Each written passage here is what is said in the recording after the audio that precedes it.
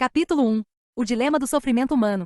Não há nada de externo que garanta a ausência de sofrimento. Mesmo quando nós, seres humanos, temos todas as coisas que tipicamente usamos para medir o sucesso externo, ótima aparência, pais amorosos, filhos incríveis, segurança financeira, um cônjuge atencioso, isso pode não ser suficiente. Os seres humanos podem estar aquecidos, bem alimentados, fisicamente bem, e ainda assim podem se sentir infelizes. Podem desfrutar de várias formas de excitação e entretenimento desconhecidas no mundo não humano e fora de alcance para quase todos, exceto uma pequena fração da população, TVs de alta definição, carros esportivos, viagens exóticas para o Caribe, e mesmo assim experimentam sofrimento psicológico excruciante. Todas as manhãs um empresário de sucesso chega ao seu escritório, fecha a porta e silenciosamente abre a última gaveta da escrivaninha em busca de uma garrafa de gin escondida. Todos os dias um ser humano que tem todas as vantagens possíveis e imagináveis pega uma arma, carrega com uma bala, gira o tambor e aperta o gatilho. Os psicoterapeutas e os pesquisadores do campo aplicado estão familiarizados com as sombrias estatísticas que documentam essas realidades. As estatísticas americanas, por exemplo, mostram que as taxas de prevalência de transtornos mentais ao longo da vida estão atualmente beirando os 50%, embora ainda mais pessoas apresentem sofrimento emocional devido a problemas no trabalho, nos relacionamentos, com os filhos e com as transições naturais que a vida apresenta a todos nós.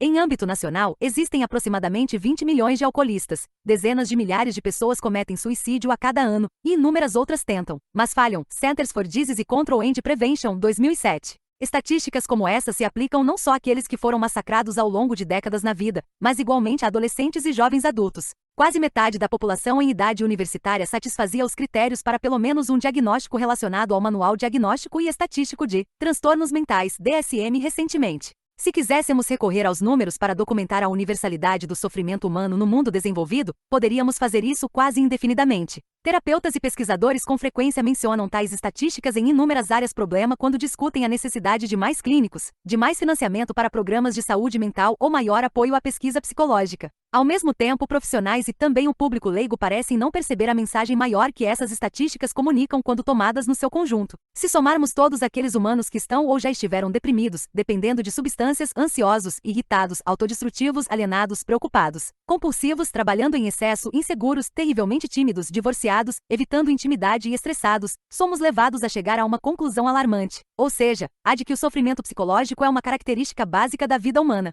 Os seres humanos também infligem sofrimento uns aos outros continuamente. Pense em como é fácil coisificar e desumanizar os outros. A comunidade mundial está literalmente atordoada e cambaleante sob o peso da coisificação, com seus respectivos custos humanos e econômicos. Somos lembrados desse triste fato cada vez que temos de nos despir parcialmente para entrar em um avião ou colocar nossos pertences em uma esteira rolante para podermos entrar em um prédio do governo.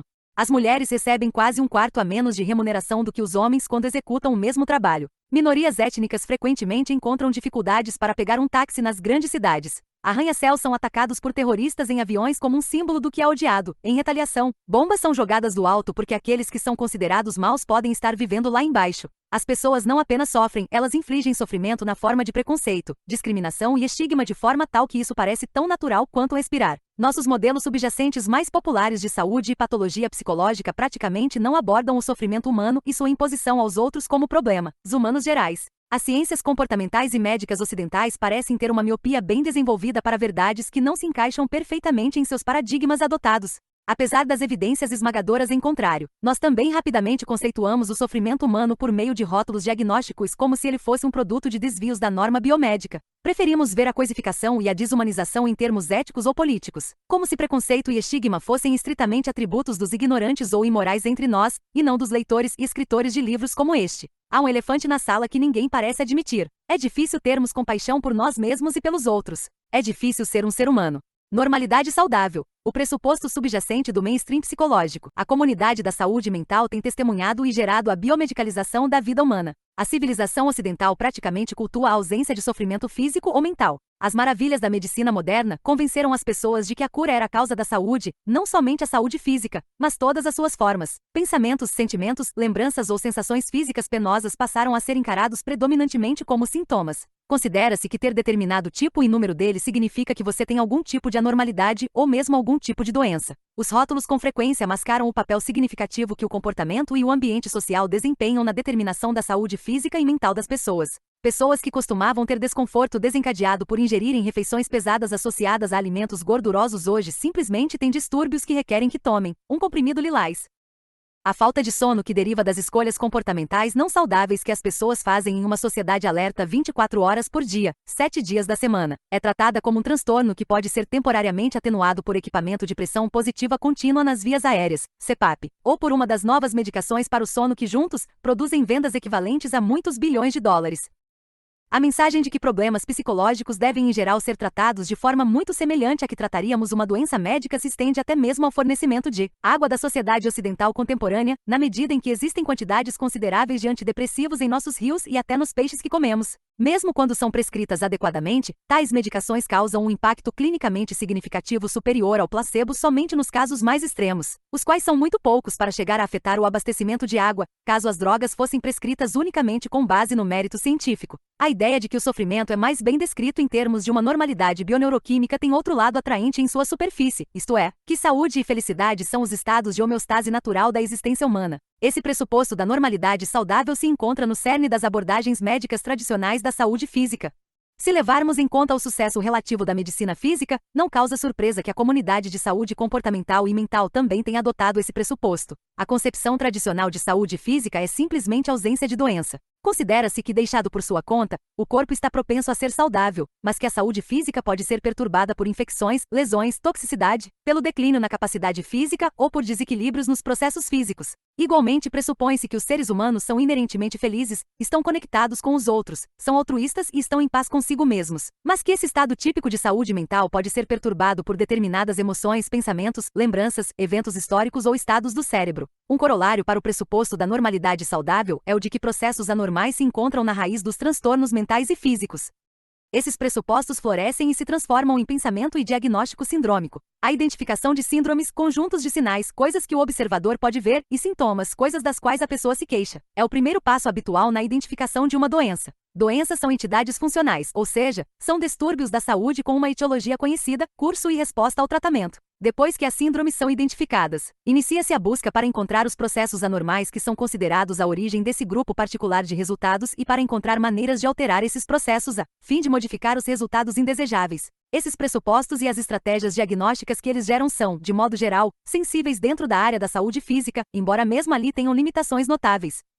Afinal de contas, saúde não é meramente a ausência de doença. Organização Mundial da Saúde, 1947, e sintomas médicos como febre, tosse, diarreia ou vômitos têm funções adaptativas que podem ser negligenciadas quando o foco é voltado unicamente para os sintomas, e não para suas possíveis funções. Ainda assim, dentro de limites amplos, o pressuposto da normalidade saudável funciona na medida em que a estrutura do corpo humano parece estar projetada para oferecer um grau razoável de saúde física como resultado natural da evolução biológica. Se determinados humanos não têm os genes adequados para uma saúde física suficiente para assegurar o sucesso reprodutivo, com o tempo a evolução geralmente elimina esses genes ou sua expressão. Sinais e sintomas físicos com frequência têm sido úteis como guias para a identificação de doença. A seleção natural, de modo geral, garante que o desenvolvimento estrutural de um organismo sirva às suas funções de autopreservação e reprodutivas. Portanto, desvios na estrutura costumam indicar anomalia e com frequência são úteis na identificação de doenças específicas. Por exemplo, no começo da epidemia de HIV/AIDS, formas extremamente raras de câncer levaram os pesquisadores a focar em um subgrupo particular de pessoas, o que, por sua vez, simplificou a descoberta do vírus. A seleção natural, de forma isolada, não garante uma conexão tão próxima entre a forma e a função do comportamento, e a estratégia diagnóstica biomédica corre o risco de ultrapassar os limites quando aplicada ao sofrimento psicológico. O mito da doença psiquiátrica. Nossa abordagem atual do sofrimento psicológico está baseada na ideia de que o exame das características topográficas, sinais, sintomas e agrupamentos destes leva a entidades patológicas verdadeiramente funcionais que abarcam por que essas características surgem e como melhor alterá-las. O campo da psicopatologia foi dominado completamente por esses pressupostos e pelas estratégias analíticas resultantes. Poucos psicólogos e psiquiatras pesquisadores parecem ser capazes de evitar adotá-los. Seja como for, as doenças psiquiátricas são, na verdade, mais mito do que realidade. Dada a extraordinária atenção direcionada para o modelo da normalidade dentro da psicologia e da psiquiatria, é de causar surpresa observar que não foi feito praticamente nenhum progresso no estabelecimento das síndromes de saúde mental como entidades patológicas legítimas. Depois de relatar o desgastado e antiquado exemplo de paresia geral, não há praticamente nenhuma outra história de sucesso para contar. De forma lamentável, essa ausência de sucesso não impede que os cientistas continuem insistindo que essas síndromes psicológicas em breve irão representar entidades patológicas distintas. Neste momento estamos progredindo, como mostra a história, e estamos prestes a encontrar o gene, o neurotransmissor ou o neuromodulador responsável pela etiologia da doença psiquiátrica. Com o passar das décadas, aqueles com melhor memória deverão constatar a legitimidade de seu ceticismo original. Uma rápida consulta à listagem de doenças da Organização Mundial da Saúde, OMS, vai desmascarar a história, mostrando a miragem que ela é. Nenhuma das síndromes mais comuns de saúde mental conseguiu satisfazer nem mesmo os critérios mais básicos para ser legitimamente considerada como um estado patológico, mesmo transtornos graves como as esquizofrenias ou os transtornos bipolares.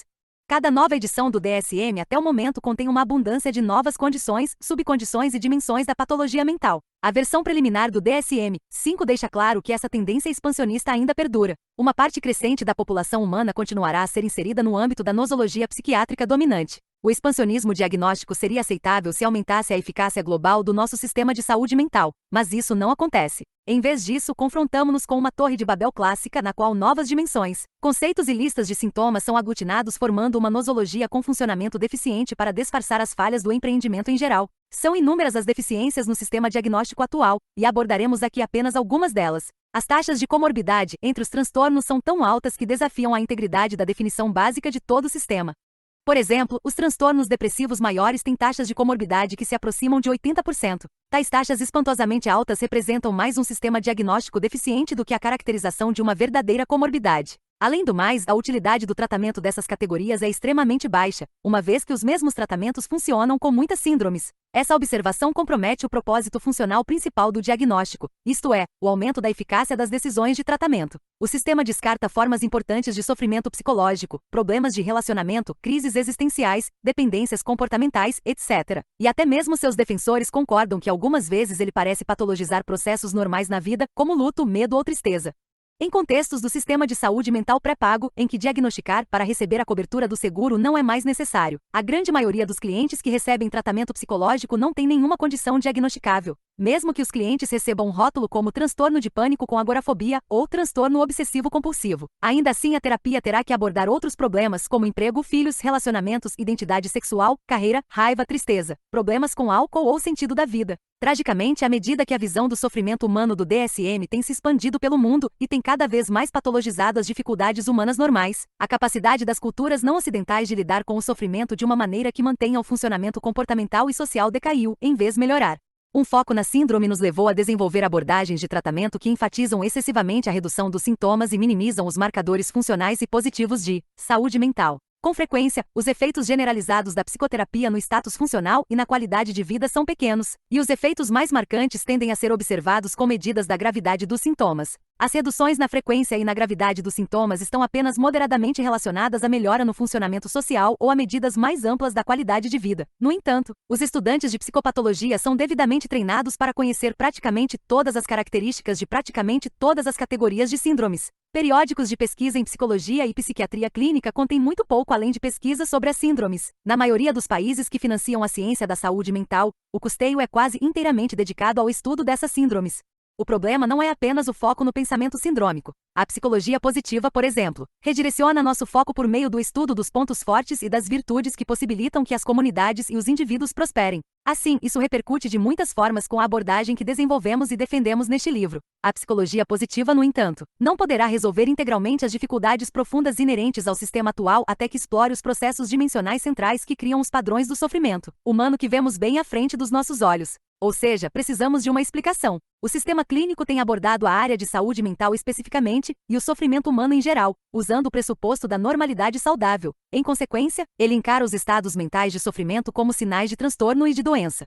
Se essa estratégia tivesse conduzido a formas muito mais efetivas de psicoterapia, haveria poucas razões para fazermos alguma objeção. Sim, poderíamos então dizer, o sofrimento humano é universal, mas precisamos deixar isso para o padre, o pastor ou o rabino. Nosso trabalho é tratar e prevenir as síndromes clínicas. Afinal de contas, isso é o que os nossos clientes querem. E nós fazemos isso muito bem, na verdade. Mas não podemos fazer essa afirmação. Embora o campo tenha desenvolvido tratamentos razoavelmente efetivos para os transtornos mentais mais comuns, os tamanhos dos seus efeitos são modestos, e na maioria das áreas há anos não ocorre aumento apreciável nos tamanhos dos efeitos. A revolução da assistência baseada em evidências tem revelado esse problema repetidamente, mas poucos integrantes da comunidade científica parecem estar prestando atenção. Enquanto as verbas continuarem a ser transferidas para as universidades ou os institutos de pesquisa, todos estarão satisfeitos. Enquanto as revistas científicas focarem com tanta determinação no modelo de doença, ninguém vai perceber. A maioria dos clínicos experientes irá prontamente expressar seu profundo ceticismo acerca do sistema diagnóstico atual e a sua opinião de que a ênfase em tratamentos, baseados dados nos transtornos é insuficiente em alguns aspectos muito importantes. Os profissionais, de modo geral, percebem a discrepância entre o que foi prometido e o que foi realizado. Os clínicos frequentemente sugerem que a visão acadêmica está muito mais preocupada com a forma dos problemas de saúde mental e insuficientemente interessada nas funções que esses comportamentos têm na vida do cliente. Outros críticos apontam a aparente desconexão entre o tratamento clínico de um transtorno particular e as influências sociais, culturais e contextuais que conferem significado aos sintomas. Até mesmo os pais da nosologia psiquiátrica estão começando a questionar a abordagem sindrômica. Quando fazemos palestras sobre os problemas inerentes à abordagem sindrômica, algumas vezes omitimos a procedência das citações que apresentaremos a seguir e então pedimos que a plateia dê um palpite sobre a fonte. Em geral, alguém na plateia imediatamente grita você. Mas isso está incorreto. As considerações a seguir são extraídas do relatório do Comitê de Planejamento da Associação Americana de Psiquiatria para a quinta versão do DSM, a mesma organização, atuando na mesma tradição, que construiu a Torre de Babel em que estamos vivendo. O relatório dificilmente poderia ser mais condenatório. Acrescentamos itálico para destacar algumas das confissões mais perturbadoras. O objetivo de validar essas síndromes e de descobrir as etiologias comuns permanece difícil de definir. Apesar dos muitos candidatos propostos, nenhum marcador laboratorial provou ser específico na identificação de qualquer síndrome definida pelo DSM. Estudos epidemiológicos e clínicos apresentaram taxas extremamente altas de comorbidades entre os transtornos, comprometendo a hipótese de que as síndromes representam etiologias distintas. Além disso, estudos epidemiológicos mostraram alto grau de instabilidade no diagnóstico de curto prazo para muitos transtornos. No que diz respeito ao tratamento, a falta de especificidade é a regra, e não a exceção. Muitas, se não a maioria, das condições e sintomas representam um excesso patológico arbitrariamente definido de comportamentos normais e processos cognitivos. Esse problema levou à crítica de que o sistema patologiza experiências comuns da condição humana. A adoção servil por parte dos pesquisadores das definições do DSM-4 pode ter atrapalhado a pesquisa sobre a etiologia dos transtornos mentais. A reificação das entidades do DSM-4, a ponto de serem consideradas equivalentes a doenças, mais provavelmente irá obscurecer do que elucidar os resultados das pesquisas. Todas essas limitações no paradigma diagnóstico atual sugerem que pesquisas exclusivamente focadas no refinamento das síndromes definidas pelo DSM podem nunca ter sucesso em descobrir suas etiologias subjacentes. Para que isso aconteça, será necessário que ocorra uma mudança para um paradigma ainda desconhecido. Apesar da honestidade do relatório do grupo de trabalho, o lançamento da versão do DSM-5 mostra claramente que aqueles que controlam nossa nosologia psiquiátrica ainda não resolveram esses problemas. O grupo de trabalho estava correto em sua percepção de que se faz necessária uma abordagem verdadeiramente nova. Este livro aborda como promover uma mudança de paradigma necessária, em nossos clientes, em nossa área e em nós mesmos. Essa mudança é em parte presuntiva, comportamental e experimental, mas é também intelectual. O campo necessita de um modelo transdiagnóstico unificado que esteja ligado a um esforço científico mais amplo de criar uma psicologia mais útil e integrada. A perspectiva da terapia de aceitação e compromisso. A abordagem descrita neste livro é denominada terapia de aceitação e compromisso, ou ACT, do inglês Acceptance and Commitment Therapy. ACT é sempre pronunciada como uma palavra, em inglês, agir, e não como letras individuais, talvez porque a ACT soe mais como ST em inglês, sigla para eletroconvulsoterapia, o que não é uma associação favorável. E mais positivamente porque o termo nos faz lembrar que essa abordagem encoraja o envolvimento ativo na vida. Segundo uma perspectiva da ACT, o sofrimento humano emerge predominantemente de processos psicológicos normais, sobretudo aqueles que envolvem a linguagem humana. A maioria dos profissionais que atuam na área da psicoterapia usa acronimos para identificar abordagens de tratamento. Assim, não utilizar iniciais tem um benefício colateral imediato na medida em que aqueles que explicam os pontos fortes e fracos da ACT são imediatamente expostos como se não tivessem feito nenhum treinamento sério ou leitura em ACT. Os leitores agora saberão encarar com uma dose de ceticismo o que esses observadores dizem. Mesmo quando está presente uma disfunção fisiológica, como no diabetes ou na epilepsia, por exemplo, a máxima de que o bom médico trata a doença. O ótimo médico trata o paciente que tem a doença. É uma doutrina sólida. A observação anterior não significa que não existam processos anormais. Eles evidentemente existem. Se uma pessoa sofre uma lesão cerebral e se comporta estranhamente em consequência disso, esse comportamento não é atribuído unicamente a processos psicológicos normais. Muito embora esses processos ainda possam ser relevantes ao se lidar com as consequências do dano cerebral, a mesma observação pode algum dia se mostrar verdadeira para esquizofrenia, autismo, transtorno bipolar, etc. Embora as reais evidências para uma etiologia orgânica simples nessas áreas sejam muito limitadas, conforme demonstrado pela ausência de marcadores biológicos específicos e sensíveis para essas condições. Veja a primeira confissão perturbadora de Cooper, anteriormente. No entanto, mesmo com tais doenças mentais graves, o modelo subjacente a ACT sustenta que os processos comuns incorporados na linguagem e no pensamento autorreflexivos podem na verdade aumentar as dificuldades centrais associadas a tais condições. Para evidências mais detalhadas sobre esse ponto, veja o capítulo 13. Independentemente de quantas vozes uma pessoa escuta ou quantos ataques de pânico ela experimenta, esse indivíduo é um ser humano que pensa, sente e recorda. A forma como uma pessoa responde a, digamos, uma alucinação pode ser mais crítica para o funcionamento sadio do que a alucinação em si, e, segundo uma perspectiva da ACT, essa resposta é predominantemente determinada por processos psicológicos normais.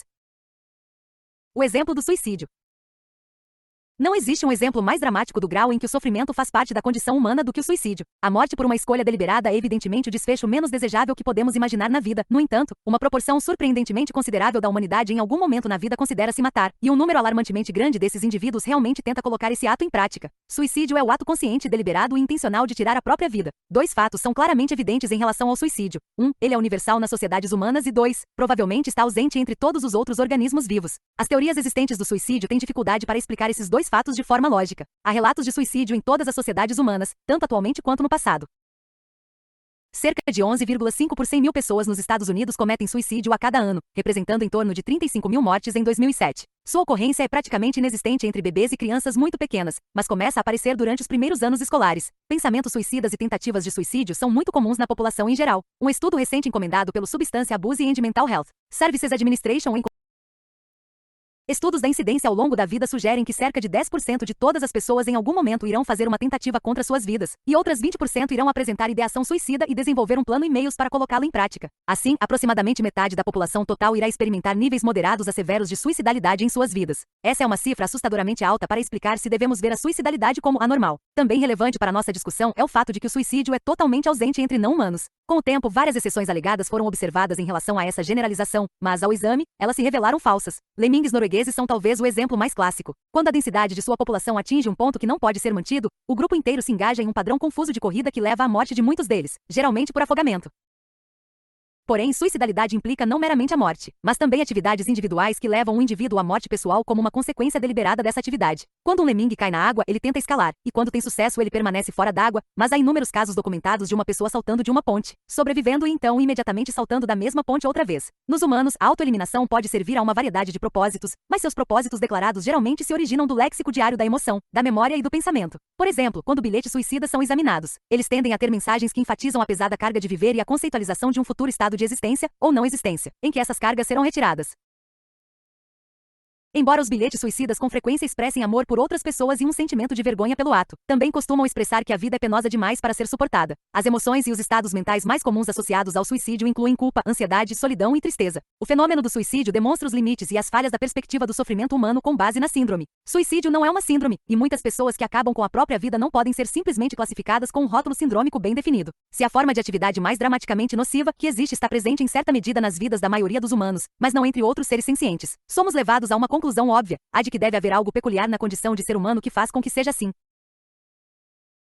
Mais precisamente, deve haver um processo em funcionamento que leva tão prontamente a tamanho sofrimento psicológico, um processo que é unicamente característico da psicologia humana. A estratégia de pesquisa que apoia a psicopatologia contemporânea não irá necessariamente detectar esse processo porque ela não está especificamente focada nos detalhes mundanos cotidianos das ações humanas. Mesmo que atribuíssemos a quase todas as pessoas um ou mais rótulo diagnóstico, nenhum progresso no estudo da psicopatologia diminuiria nossa obrigação de abordar e explicar melhor a universalidade do sofrimento humano. Todos os seres humanos têm suas dores, só que uns mais do que outros. Com efeito, é normal ser anormal.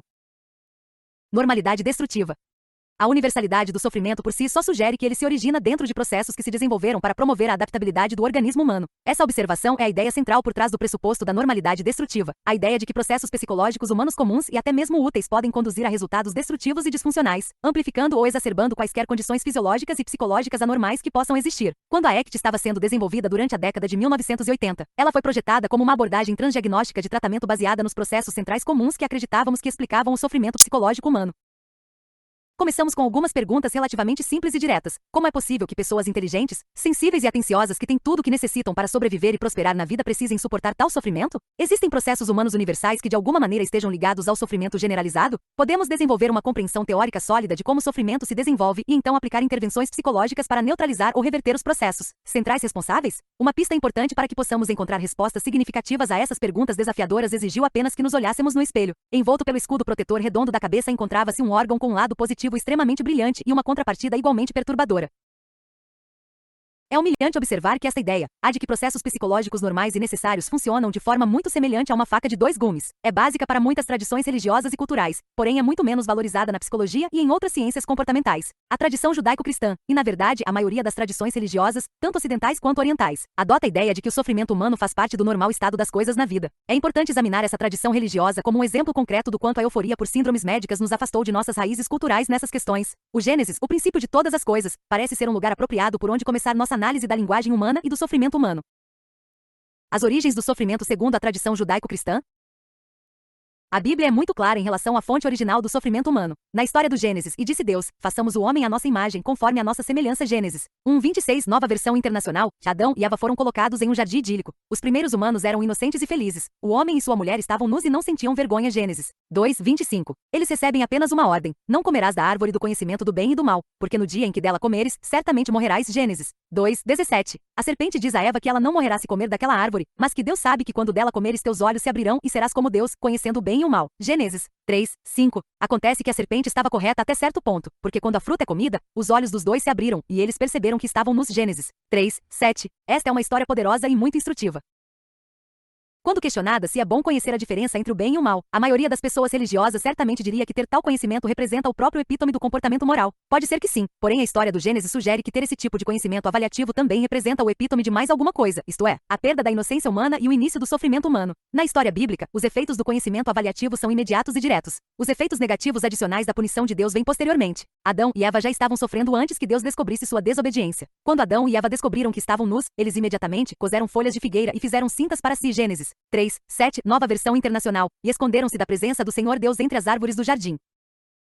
E chamou o Senhor Deus a Adão: onde estás? Ele respondeu: ouvi a tua voz soar no jardim e temi porque estava nu, e me escondi. E disse Deus: quem lhe disse que você estava nu? Por acaso você comeu do fruto da árvore? Gênesis 3:8-11. O que acontece em seguida é igualmente significativo. Adão culpa Eva por convencê-lo a comer do fruto da árvore, e Eva culpa o demônio. Há algo de muito triste em relação a essa narrativa descrevendo o primeiro caso de vergonha e culpa humanas. Ela aborda algo muito profundo dentro de nós relacionado à nossa própria perda da inocência. Os humanos comeram o fruto da árvore da sabedoria. Somos capazes de classificar, avaliar e julgar. Como conta a história, nossos olhos se abriram, porém a um custo terrível. Somos capazes de julgar a nós mesmos e nos percebemos desejosos. Podemos imaginar ideais e achar o presente inaceitável por comparação. Podemos reconstruir o passado. Somos capazes de vislumbrar futuros que ainda não são evidentes e então, podemos nos preocupar com a morte por atingi-los. Podemos sofrer com o conhecimento certo de que nós e nossos entes queridos iremos morrer. Cada nova vida humana reconstitui essa antiga história. As crianças pequenas são a própria essência da inocência humana. Elas correm, brincam, sentem, e como no Gênesis, quando estão nuas não sentem vergonha. As crianças constituem um modelo para o pressuposto da normalidade saudável, e sua inocência e vitalidade fazem parte do motivo pelo qual o pressuposto parece tão obviamente verdadeiro. Porém, essa visão começa a se dissipar à medida que as crianças adquirem a linguagem e se tornam cada vez mais semelhantes às criaturas adultas que elas veem refletidas todos os dias em seus espelhos. Os adultos inevitavelmente arrastam seus filhos para fora do jardim com cada palavra, conversa ou história que contam a elas. Ensinamos as crianças a falar, pensar, comparar, planejar e analisar. E quando fazemos isso, sua inocência se desfaz como as pétalas de uma flor, para ser substituída pelos espinhos e os galhos rígidos do medo, da autocrítica e do fingimento. Não podemos impedir essa transformação gradual, nem somos capazes de suavizá-la completamente. Nossos filhos precisam ingressar no mundo aterrador do conhecimento verbal. Eles precisam passar a ser como nós. As grandes religiões do mundo foram algumas das primeiras tentativas organizadas de resolver o problema do sofrimento humano. Isso quer dizer que todas as grandes religiões têm um lado místico e que todas as tradições místicas compartilham uma característica definidora. Todas elas reúnem práticas que são orientadas para a redução ou a transformação do domínio da linguagem analítica sobre a experiência direta. A diversidade de métodos é impressionante. O silêncio é observado por horas, dias, semanas. Charadas verbais insolúveis são contempladas. A própria respiração é monitorada durante dias de cada vez. Mantras são repetidos interminavelmente. Cânticos são repetidos por horas a fio, e assim por diante. Até mesmo os aspectos não místicos das grandes tradições religiosas, que se baseiam na linguagem literal e analítica, com frequência focam em atos que não são puramente analíticos.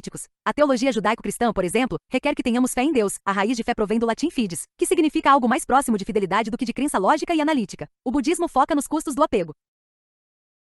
Diferentes religiões variam os detalhes da narrativa, mas os temas em geral são os mesmos. Em sua tentativa de busca do conhecimento, os humanos perderam sua inocência, e o sofrimento é um resultado natural disso. Apesar dos excessos a que a religião muitas vezes está propensa, há uma grande sabedoria nessa perspectiva. Para se ter uma ideia, a tradição relativamente recente da psicoterapia apenas agora está se aproximando disso. Os efeitos positivos e negativos da linguagem humana. A essência da abordagem da ECT está baseada na ideia de que a linguagem humana dá origem tanto às realizações humanas quanto ao sofrimento humano. Por linguagem humana não nos referimos à mera vocalização humana, nem ao inglês como oposto ao idioma francês. Da mesma forma, não estamos nos referindo meramente à sinalização social, como quando nosso cachorro late pedindo comida, ou quando um esquilo emite um grito de alerta. Em vez disso, referimos-nos à atividade simbólica em qualquer forma que ela ocorra, seja por meio de gestos, figuras, formas escritas, sons ou o que quer que seja. Embora pareça haver ampla concordância de que os primeiros humanos eram capazes de utilizar símbolos, baseados em suas práticas funerárias, por exemplo, o uso sofisticado dessas habilidades é espantosamente recente. Os primeiros registros permanentes inquestionáveis de atividade simbólica humana sofisticada parecem ser os desenhos rupestres de apenas 10.000 anos atrás. As primeiras evidências de linguagem escrita como a conhecemos têm cerca de 5.100 anos de idade. O alfabeto foi inventado apenas há 3.500 anos. Mesmo dentro do registro escrito formal dos assuntos humanos, existe uma clara progressão das habilidades verbais. Apenas há alguns milhares de anos, as pessoas comuns devem ter experimentado autoverbalizações como declarações dos deuses ou de outras entidades invisíveis. E nas primeiras histórias escritas, pensar por conta própria era visto como perigoso de Ilíada e a Odisseia. Hoje em dia, os adultos normais manipulam uma variedade de estímulos simbólicos, tanto abertamente quanto de forma relativamente velada, da manhã à noite enquanto simultaneamente atuam no mundo. O progresso da humanidade pode ser relacionado diretamente a esses mesmos marcos verbais. O desenvolvimento das grandes civilizações foi impulsionado pela linguagem escrita, e as grandes religiões pelo mundo se desenvolveram não muito tempo depois. A enorme expansão da capacidade da espécie humana de alterar seu ambiente imediato por meio da tecnologia começou com a ascensão gradual da ciência e vem crescendo exponencialmente desde então. O progresso resultante é surpreendente, superando nossa habilidade de apreciar as múltiplas e várias mudanças. Há aproximadamente 200 anos, a expectativa média da vida humana era de 37 anos, agora se aproxima de 88. Cerca de 100 anos atrás, um agricultor americano conseguia alimentar em média apenas outras 4 pessoas, hoje são 200. 50 anos atrás, o dicionário de inglês Oxford pesava 13 quilos e ocupava 1 metro do espaço na prateleira. Atualmente, ele cabe em um pendrive de 30 gramas ou pode ser acessado via web de praticamente qualquer lugar. Esse tipo de ladainha surpreendente é fácil de descartar porque o impacto das habilidades verbais humanas de hoje é tão grande que é quase incompreensível. Mas não podemos avaliar plenamente o dilema humano se não vemos claramente a natureza e a velocidade do progresso humano. O sofrimento e a coisificação humanos só podem ser entendidos no contexto das realizações humanas porque a origem mais importante de ambos é a mesma, a atividade simbólica humana. Os psicoterapeutas, melhor do que a maioria das pessoas, conhecem o lado obscuro desse progresso. Pedir que seres humanos individuais questionem a natureza e o papel da linguagem em suas próprias vidas é equivalente a pedir que um carpinteiro questione a utilidade de um martelo. A mesma injunção se aplica aos leitores deste livro. Você não pode ser um bom terapeuta de ACT se tomar as palavras como certas, corretas e verdadeiras em vez de perguntar quão eficazes elas são. Essa observação se aplica até mesmo às palavras que você está lendo. Martelos não são bons para tudo, e a linguagem também não é boa para tudo. Precisamos aprender a usar a linguagem sem sermos consumidos por ela. Precisamos aprender a manejá-la em vez de ela nos manejar, os clínicos e também os clientes. O desafio da dor psicológica para criaturas com linguagem. Quando não humanos são expostos a estímulos aversivos, eles reagem de forma previsível. Eles se engajam em imediato comportamento de esquiva, emitem gritos de aflição, são hostis ou colapsam em um estado de imobilização. Essas reações de estresse geralmente têm um tempo limitado e estão associadas à presença de estímulos condicionados ou incondicionados. O comportamento relacionado ao estresse normalmente retornará aos níveis básicos depois que o evento aversivo for removido e a excitação autonômica abrandar. Os humanos são criaturas muito diferentes, principalmente devido à sua capacidade de se engajar em atividade simbólica. Os humanos podem suportar eventos aversivos, criar semelhanças e diferenças entre os eventos, e formar relações entre eventos históricos e eventos atuais com base nas semelhanças construídas. Podem fazer previsões sobre situações que ainda não foram experimentadas. Podem responder como se um evento aversivo estivesse presente quando ele já foi retirado há décadas. As poderosas funções indiretas da linguagem e da cognição superior criam o potencial para sofrimento psicológico na ausência de pistas ambientais imediatas. No entanto, estas são as habilidades cognitivas mais valorizadas e úteis no avanço humano. Parece improvável que os primeiros humanos tenham desenvolvido habilidades cognitivas primariamente para ponderar sobre a própria adequação ou para se indagarem para onde estão se dirigindo na vida. A linguagem humana foi selecionada com base em consequências muito mais substanciais da vida e da morte e do controle social. Os humanos são uma das espécies mais cooperativas conhecidas. De fato, cooperação social é provavelmente um contexto necessário para os processos de seleção multinível, dentro e entre os grupos, que originalmente podem ter gerado a cognição humana.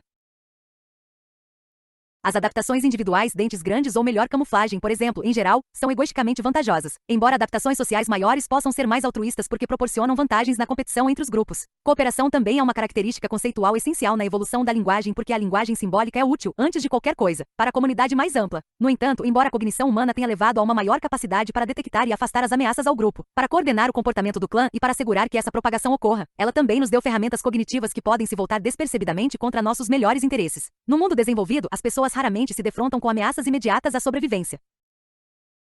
Elas têm o tempo e o incentivo para pensar sobre qualquer coisa prática, sua história, sua aparência física, seu lugar na vida comparando com onde achavam que estariam, o que outras pessoas pensam sobre elas, etc. A cultura humana do mundo civilizado evoluiu de modo a aproveitar nossas habilidades simbólicas. A linguagem evoluiu para incluir cada vez mais termos que descrevem e avaliam vários estados da mente ou da emoção. À medida que esses termos evoluem, as experiências podem ser classificadas e avaliadas. À medida que os seres humanos cada vez mais olham para dentro de si, a vida começa a parecer mais um problema a ser resolvido do que um processo a ser plenamente experimentado. Podemos ver essa tendência começar externamente, mas por fim se voltar para dentro na própria estrutura e história de nossas línguas modernas. As primeiras palavras nas línguas humanas quase sempre estão relacionadas a externalidades: leite, carne, mãe, pai, etc.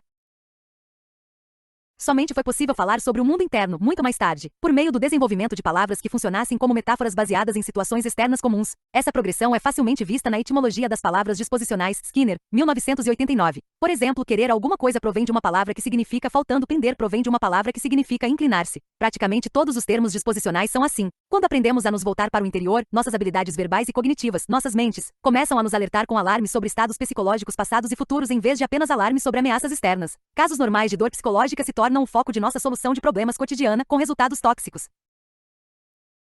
Esse processo de aplicação de um processo útil a um alvo inapropriado é similar à forma como as alergias envolvem a má aplicação de um processo útil das defesas corporais contra organismos intrusos aos próprios processos corporais. O sofrimento humano envolve predominantemente a má aplicação de processos psicológicos de solução de problemas, que em outros contextos podem ser positivos. Há casos normais de dor psicológica. Em outras palavras, nosso sofrimento representa um tipo de reação alérgica ao nosso próprio mundo interno. Não é possível eliminar o sofrimento eliminando a dor. A existência humana contém desafios inevitáveis. Pessoas que amamos serão feridas, e pessoas próximas a nós morrerão. Na verdade, estamos conscientes desde uma tenra idade de que com o tempo todos nós vamos morrer. Nós também ficaremos doentes. As funções vão diminuir. Amigos e amantes vão nos trair.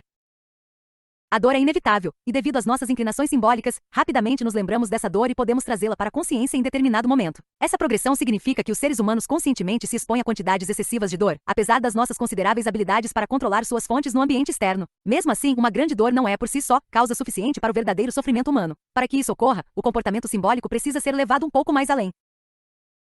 O canto das sereias do sofrimento, fusão e esquiva. No clássico poema grego A Odisseia, de Homero, Odisseu e seu bando de guerreiros procuram retornar a seus lares na Grécia após o fim da Guerra de Troia. Eles navegam pelo traiçoeiro mar Egeu, enfrentando muitos perigos pelo caminho, talvez nenhum mais desafiador do que o encontrado quando passam pela Ilha das Sereias. As sereias são criaturas adoráveis que ficam escondidas nas rochas ao longo da costa, entoando cantos que prometem o conhecimento do futuro. Os cantos são irresistíveis porque se dirigem ao desejo pelo conhecimento de cada marinheiro, porém aqueles que são arrebatados inevitavelmente encontram seu destino. Alertado previamente por Circe sobre esse perigo iminente, Odisseu ordena que seus homens tapem seus ouvidos com cera de abelha. Entretanto, por desejar ouvir o canto das sereias, ele ordena que seus homens o amarrem ao mastro principal e em nenhuma circunstância o desamarrem até que o barco esteja muito além da costa da ilha.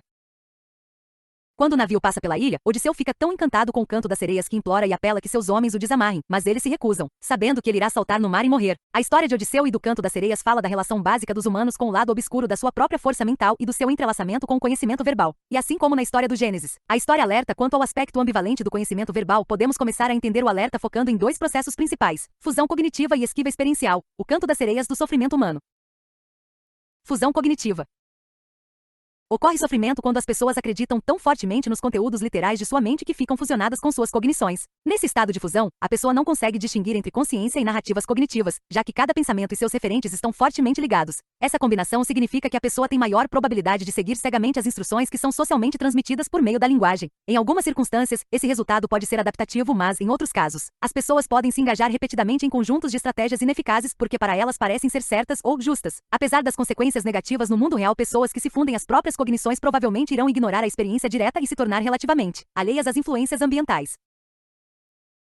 Com muita frequência, as pessoas entram em terapia devido ao desgaste emocional de tais consequências, na esperança de uma redução no desconforto dos sintomas. Mas elas não têm a intenção de mudar sua abordagem básica porque sua abordagem é efetivamente invisível para elas. É como se estivessem aprisionadas pelas regras que se originam em sua própria mente. Essas regras não são organizadas de forma aleatória. Pelo contrário, no nível do conteúdo, elas seguem uma diretiva cultural específica sobre saúde pessoal e como melhor atingi-la. No nível do processo, elas estão implicitamente baseadas no pressuposto de que regras verbais e a solução de problemas deliberadas são a melhor ou até mesmo a única forma de resolver problemas. Considere, por exemplo, clientes com destimia, os quais diariamente têm diálogos internos que interferem em sua experiência direta de vida. Na maior parte do tempo, esses processos de pensamento envolvem verificar se eles estão se sentindo bem.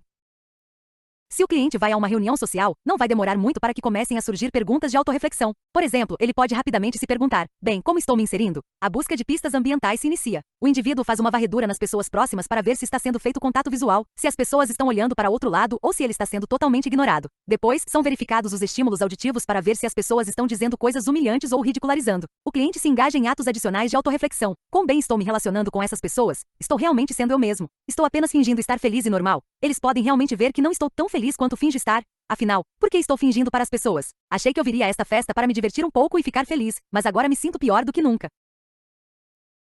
O ruído interno causado pelo automonitoramento que o cliente faz das causas e dos efeitos emocionais se torna tão crônico que para ele é praticamente impossível engajar-se em qualquer atividade sem quase imediatamente destruir seu sentimento de estar presente ou ser espontâneo. Em um estado fusionado, a pessoa com destimia segue a regra de que há uma forma certa de ser e de que a forma certa é feliz. Atingir a forma certa de se sentir se transforma em um esforço constante, um esforço que muitos clientes compartilham. Para o cliente com transtorno de pânico, o principal esforço é contra a ansiedade, pensamentos de morte, perda do controle ou perda da razão. A fim de manter o controle, o cliente deve estar vigilante para reconhecer os primeiros sinais de que reações indesejáveis estão ocorrendo. Ele precisa examinar as sensações corporais, os processos de pensamento, as predisposições comportamentais e as reações emocionais para sinais de fracasso ou sucesso iminente. A solução para a busca por sentir-se da forma certa aparentemente reside em mais vigilância, mais rastreamento do ambiente interno e externo e mais controle. No entanto, o ciclo autoimposto pelo cliente de monitoramento, avaliação, resposta emocional, esforços de controle e mais automonitoramento não é uma solução para esses transtornos. Ao contrário, ele é o próprio transtorno. Desvencilhar as pessoas das suas mentes é um dos principais objetivos da ACT, mas isso é muito mais fácil de dizer do que de fazer, tanto para os clínicos como para os clientes. As pessoas recorrem às suas mentes porque linguagem e pensamento são veículos extremamente efetivos no mundo cotidiano. Você deve definitivamente prestar atenção ao que sua mente está dizendo quando está fazendo seu imposto de renda, consertando uma máquina ou tentando atravessar uma rua em um cruzamento movimentado. O problema é que não somos treinados para discriminar quando a mente é útil e quando não é, e não desenvolvemos as competências para passar de um modo de solução de problemas da mente fusionado para um modo da mente engajado em descrever. A mente é ótima quando se trata de inventar aparelhos, construir planos de negócios ou organizar programações diárias. Porém, isoladamente, a mente é muito menos útil em aprender a estar presente, aprender a amar ou descobrir como melhor carregar consigo as complexidades de uma história pessoal. O conhecimento verbal não é o único tipo de conhecimento que existe. Precisamos aprender a usar nossas competências analíticas e avaliativas quando isso promove operacionalidade e usar outras formas de conhecimento quando elas servem melhor aos nossos interesses. Com efeito, o objetivo final da ACT é ensinar os clientes a fazer essas distinções a serviço da promoção de uma vida mais viável. Esquiva experiencial. Outro processo-chave no ciclo do sofrimento é a esquiva experiencial. Ela é uma consequência imediata da fusão com instruções mentais que encorajam a supressão, o controle ou a eliminação de experiências cuja expectativa é a de que sejam estressantes. Para o cliente que se engaja em padrões destímicos, o objetivo pode ser sentir-se da forma certa e evitar sentimentos ou pensamentos que o desviam do seu objetivo. Para o cliente que demonstra padrões obsessivo-compulsivos, o objetivo pode ser suprimir certos pensamentos ou controlar sentimentos de desgraça. Para o cliente com transtorno de pânico, o objetivo primordial é evitar experimentar ansiedade e pensamentos de morte, perda do controle ou perda da razão. Ao longo de todo o tempo, durante o tratamento, o clínico também pode estar resistindo a impulsos de sentir-se impotente, tolo ou perdido. Há um paradoxo inerente na tentativa de evitar, suprimir ou eliminar as experiências privadas indesejáveis na medida em que frequentemente tais tentativas levam a um recrudescimento na frequência e na intensidade das experiências a serem evitadas. Como a maior parte do conteúdo angustiante por definição não está sujeita à regulação comportamental voluntária, só resta ao cliente uma estratégia principal, esquiva emocional e comportamental. O resultado no longo prazo é que a vida da pessoa começa a se restringir, as situações evitadas se multiplicam e se deterioram. Os pensamentos e sentimentos evitados se tornam mais preponderantes, e a capacidade de estar no momento presente e desfrutar a vida gradualmente diminui. O impacto do canto das sereias.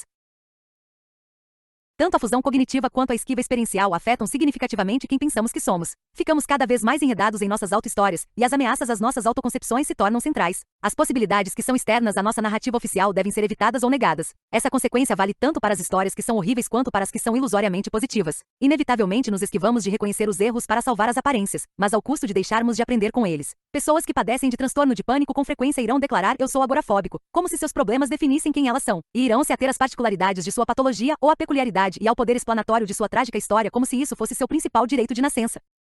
As pessoas com frequência mergulham em seus mecanismos mentais de forma semelhante ao modo como os marinheiros mergulham no mar, e não sem algum grau de prazer. No entanto, elas são engolidas pelas ondas do orgulho e esmagadas contra os rochedos da vergonha. Em vez de ossos quebrados, temos casamentos rompidos. Assim como os marinheiros de Odisseu ansiando pelas verdades adivinhatórias das sereias. As oportunidades passam à nossa frente como navios vazios quando não se encaixam na narrativa da nossa mente. Quando você está muito ocupado em ser o que sua mente diz que você é, deixar de lado seus hábitos normais se torna impossível, mesmo quando isso seria obviamente útil. A fusão cognitiva e a esquiva experiencial também afetam a habilidade do indivíduo de prestar atenção de modo flexível e voluntário ao que está acontecendo interna e externamente.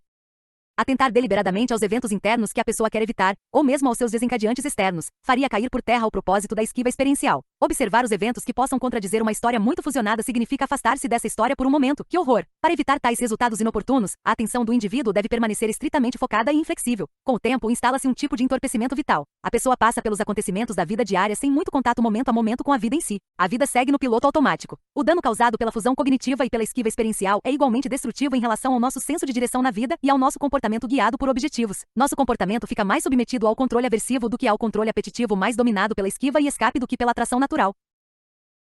Nossas escolhas vitais mais importantes passam a ser baseadas em como não evocar conteúdo pessoal angustiante em vez de seguirmos na direção do que mais profundamente valorizamos. As pessoas perdem completamente seus pontos de referência porque estão muito ocupadas em monitorar o nível de risco de cada evento, interação ou situação. ACT, aceitar, escolher, agir.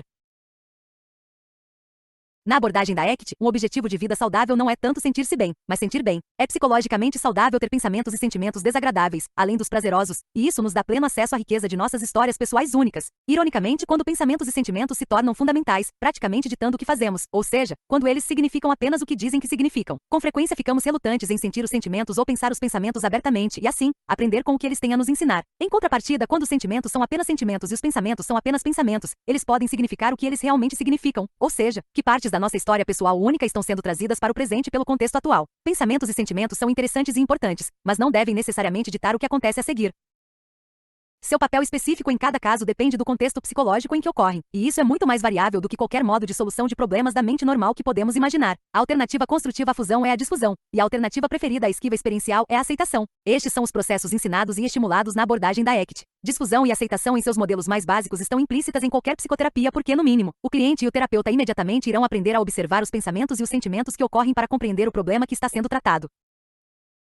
Em suas formas mais elaboradas apresentadas na ACT, disfusão envolve aprender a estar conscientemente atento ao próprio pensamento quando ele ocorre, e aceitação envolve o processo ativo de se engajar e algumas vezes aumentar a rica complexidade das próprias reações emocionais como um meio de fomentar a abertura psicológica, a aprendizagem e a compaixão por si mesmo e pelos outros. Essas habilidades envolvem experimentar conscientemente os sentimentos como sentimentos, os pensamentos como pensamentos, as lembranças como lembranças, e assim por diante. Elas permitem que a pessoa observe desapaixonadamente a própria mente em funcionamento enquanto ao mesmo tempo acolhe o momento, dessa maneira permanecendo atenta a pistas ou sinais contextuais potencialmente importantes que de outra forma passariam despercebidos.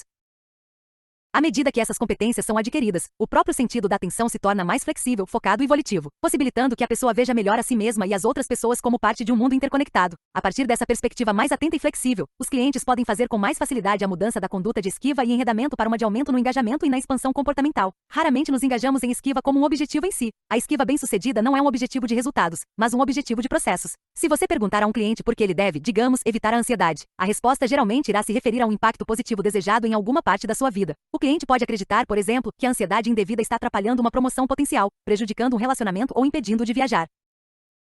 As estratégias da esquiva experiencial prometem que serão obtidos desfechos importantes e desejáveis na vida ao se livrar de maus sentimentos. Na ACT, no entanto, tais desfechos na vida se tornam mais imediatamente relevantes e viáveis, uma vez que os profissionais podem se voltar diretamente para a questão dos valores pessoais profundamente arraigados e a como construir a vida focando nesses valores. A busca bem-sucedida de um valor vital é complicada pela esquiva porque as áreas em que podemos ser mais magoados são justamente aquelas áreas com as quais nos importamos mais profundamente. Pode ser muito confortável fingir não se importar. Não é possível escolher direções na vida valorizadas, porém arriscadas, quando nossas cognições estão fusionadas porque a mente lógica procura garantias dos resultados.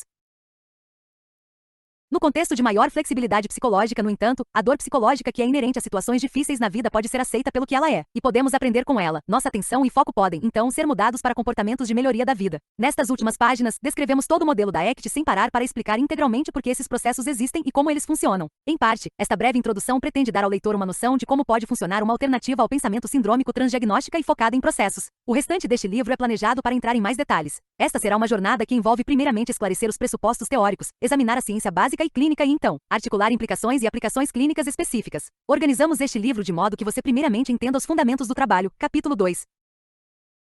Acreditamos que, longe de ser um exercício árido, conectar-se com os pressupostos subjacentes à ACT prepara o terreno para a utilização do modelo de uma forma vital. Poderemos, então, explorar a flexibilidade psicológica como modelo transdiagnóstico unificado do funcionamento e da adaptabilidade humanos. Capítulo 3. Depois disso, o modelo é aplicado a estudos de casos específicos de modo que você, o clínico, possa começar a identificar vários pontos fortes e pontos fracos psicológicos em seus clientes e em você mesmo por uma perspectiva contextual. Capítulo 4. O capítulo 5 aborda a ferramenta mais poderosa que você tem como terapeuta, isto é, sua relação consigo mesmo e com seus clientes. Ele mostra como você pode promover, demonstrar e apoiar a aceitação, mindfulness e as ações valorizadas como uma abordagem da própria relação terapêutica. Nos capítulos 6 a 12, examinamos, por meio de detalhes específicos de estudos de caso, como engajar os clientes e encaminhá-los pelos processos centrais da ACT. Cada capítulo descreve a relevância clínica do processo central, fornece exemplos de casos dos métodos de intervenção e orienta sobre como melhor integrar esse processo particular aos demais processos da ACT. Na prática clínica, constatamos de forma consistente que trabalhar em um processo específico da ACT tende a desencadear um ou mais dos outros processos sempre que eles forem relevantes. Assim, é importante saber como detectar os sinais de que isso está acontecendo. Cada capítulo fornece uma breve lista do que fazer e o que não fazer, para ajudá-lo a evitar alguns dos erros mais comuns que estamos sujeitos a cometer em nosso trabalho clínico. No capítulo 13, examinamos o passado e o futuro da ACT e lhe apresentamos a abordagem da ciência comportamental contextual (CBS) para desenvolvimento do tratamento e avaliação. Examinamos em detalhes os princípios fundamentais do desenvolvimento do tratamento por meio dos quais estamos tentando preencher a lacuna entre a ciência e a prática clínica. Se você está intrigado com a abordagem da ACT, provavelmente deve estar igualmente interessado na estratégia científica que dá origem a ela e que com o passar do tempo está estendendo seu alcance. Uma advertência. O mestre Zen Shen gostava de dizer: se você trabalhar a sua mente com a sua mente, como é que consegue evitar uma grande confusão? Muitas instituições humanas, incluindo o Zen budismo proeminentemente entre elas, tentaram aparar as garras dos leões da linguagem humana. É inerentemente difícil usar a linguagem analítica para aparar as garras da linguagem analítica, exigindo, com efeito, que aprendamos a lutar contra o fogo com fogo sem nos queimarmos. Estamos escrevendo um livro, não dançando ou meditando. Os leitores deste livro estão interagindo com o material verbal. Se a linguagem humana está na essência da maior parte do sofrimento humano, essa circunstância apresenta um desafio extremo, já que nossas melhores tentativas de explicar e entender a ACT estão firmemente baseadas no próprio sistema de linguagem e, assim, estão sujeitas a sistemas de regras culturalmente incutidas.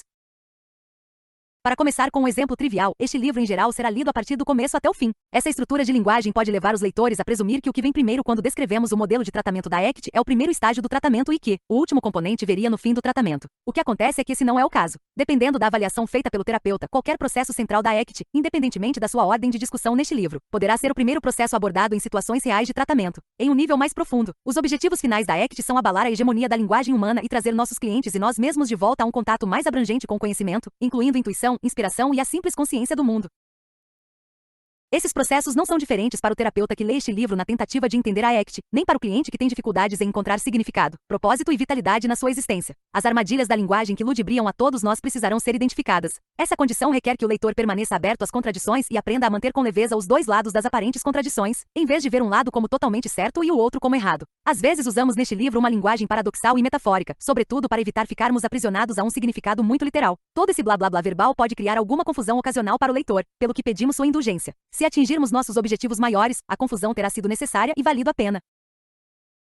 Em sociedades antigas, os templos com frequência exibem um aparentemente interminável conjunto de degraus que levam até uma melhor posição estratégica, simbolizando, supomos, o grande esforço necessário para passar a ver as coisas com mais clareza. Na sua base, essa escada em geral é ladeada por estátuas de criaturas assustadoras como leões ferozes, talvez simbolizando os obstáculos assustadores que algumas vezes precisamos ultrapassar antes de abandonarmos as visões familiares em favor de outras novas e não familiares. Podemos nomear esses leões de acordo com os processos que acabamos de prever que o leitor irá enfrentar neste livro. O que está à esquerda é paradoxo, e o que está à direita é confusão. Não colocamos os dois leões na capa do livro, mas poderíamos ter feito isso. A ACT não é simplesmente um método ou técnica. Ela é uma abordagem multidimensional de um modelo básico e aplicado e uma abordagem de desenvolvimento científico.